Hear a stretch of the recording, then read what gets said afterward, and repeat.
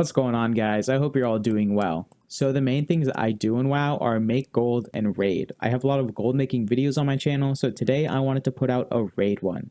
And today I want to talk to you about parsing. Parsing has become a really big thing for raiders. It's something people judge you harshly on.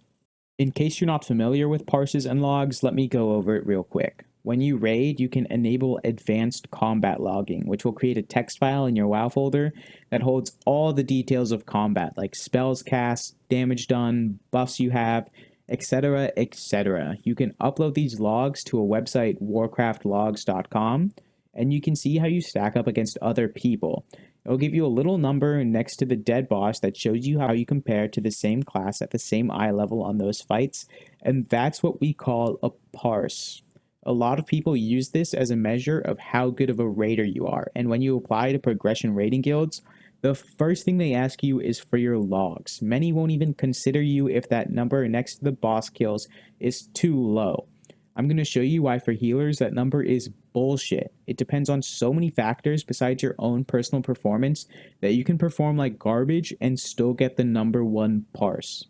That's actually what I'm about to do in this video. If we skip to the end of the mount kill real quick, you'll see on the meters in the bottom left, I healed 118k health per second that fight.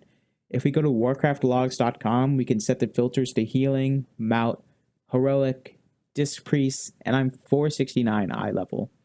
The number one parse has 113k health per second. I wasn't logging that night, but if I was, I would literally be number one. But the problem is I played bad. I didn't play anywhere close to a number one player. We're going to go through the fight so you can see all the mistakes I made and so I can show you guys why healing parses are so independent of individual performance. It's stupid to take them seriously. Also, if you're a new player nervous about stepping into heroic raids because you don't want to weigh everyone down, hopefully this video will give you some confidence because my guild played just awful this night and we still cleared the bosses. So the thing I do well is I keep atonements up on my tanks, but the thing I don't do well is I'm not casting Solace. So you can see I have the weak aura that highlights it when it's off of cooldown, and I should be casting it practically off of cooldown because that's the point of taking it. It's a pretty good damage, it restores mana, it applies atonement healing. But there we go, it took me about 20 seconds to cast it, which is, I mean, it's just bad. And then it's up again, and I'm still not casting it. But I am keeping atonements on the tanks, though. That's probably one of the most important parts as disc priests, just so you can always have that healing going on them. My dot's fallen off the boss. I do refresh it in a timely manner, but you want to try and get as close to 100% uptime on that as you can. And now a bunch of my guild's going to get hit. Oh, no, just one person got hit by Black Wings. That's not too bad. But we had a pretty bad night tonight of dodging it. What was that? 4 people got clapped by annihilation. That's ridiculous. We can usually get through this without anybody dying, but I don't know. Something they're putting in the water just had us off tonight. And now you can see the mana bar is about to hit 100%. So now is when I should start ramping. But of course, I'm a bad disc priest, so I don't. So now as soon as he hits stone phase, I'm going to hit Rapture. I'm going to send out 10 seconds of shields, as many shields as I can fit in that time. Then afterwards, I'm going to slam the rest of my ramp, which is a Radiance. I think I refreshed my dot. And then another Radiance, Evangelism, Shadow Fiend. And then you want to cast Schism and all of your damage spells and just smite as much as you can. It's going to put out a ridiculous amount of HP because you're right at the top of your ramp. And then when I need to keep ramping, even though my initial one's gone, and you can see my barrier doesn't touch anyone. Why did I put it there? But whatever. So I'm going to keep casting atonements until my schism comes off cooldown, and I can pair it with 1 Radiance. And this is like a mini ramp you can do after your ramp. My dot's fallen off the boss, but I don't want to recast inside my schism window. And that's probably the part I played pretty decently. You know, it's not too hard if you know you ramp as a disc priest. But the rest of the fight, you can play like crap. My guild plays like crap. But because of certain factors outside of my performance, I'm still doing crazy well. Like our other healers are under geared. People are getting hit by unnecessary damage. And our DPS is low this fight. We can usually get through it with one stone phase, and that cuts down your healing to like a max of 80 or 90k.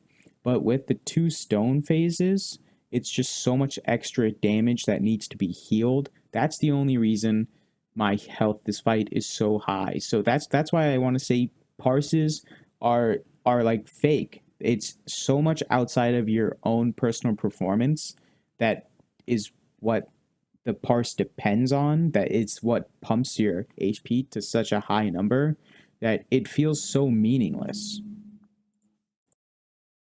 And once again, you can see he's about to hit that stone phase. I should be ramping before this.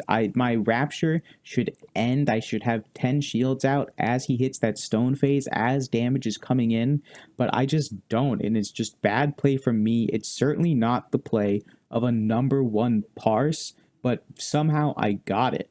And it's just crazy to me that I can play so poorly on top of my guild's poor performance this fight and still do so well. It takes all the meaning out of parsing for me.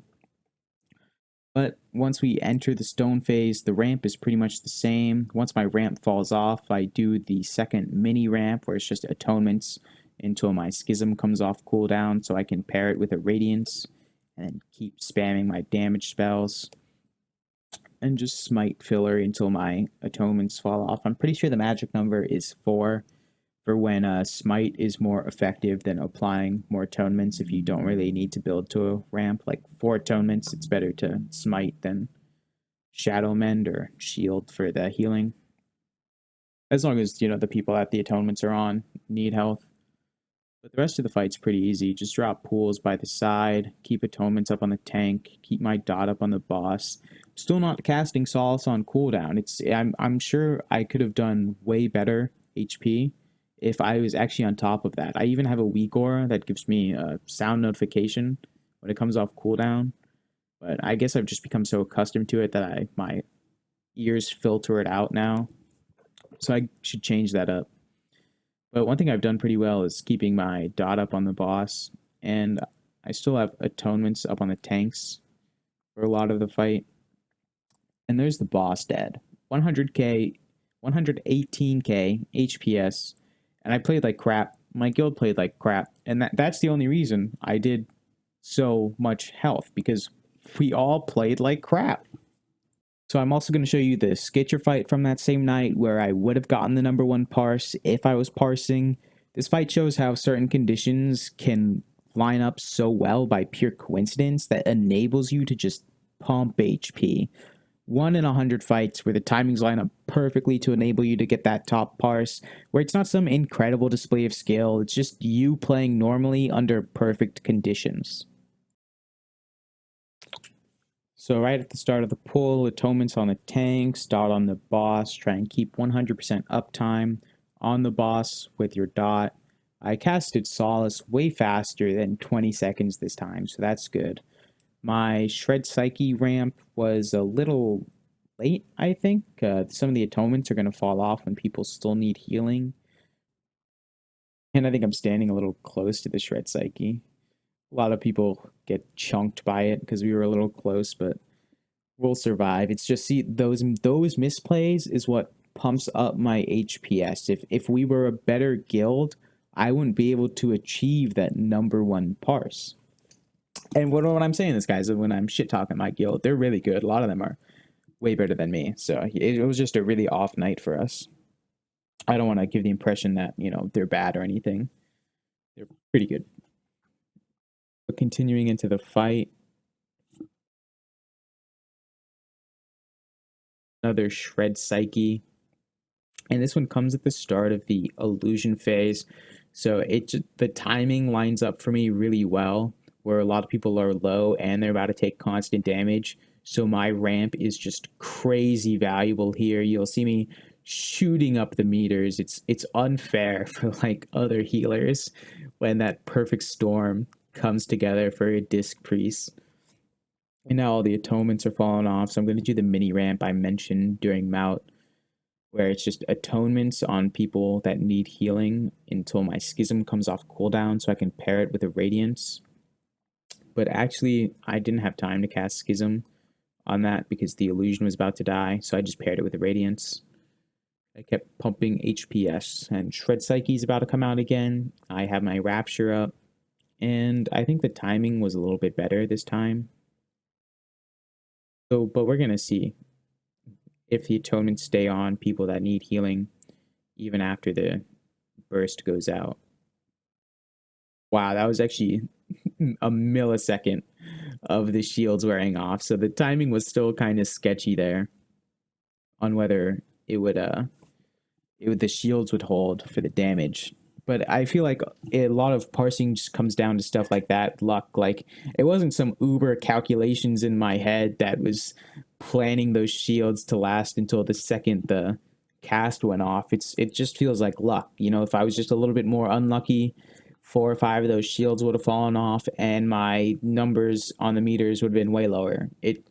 So much of it is of parsing is just outside individual performance. And it happens again where the psychic shred hits at the start of this illusion phase, and so my ramp is just crazy valuable once again. It's like Mount when we had 2 stone phases to make my ramps just super powerful and my numbers on the meter crazy.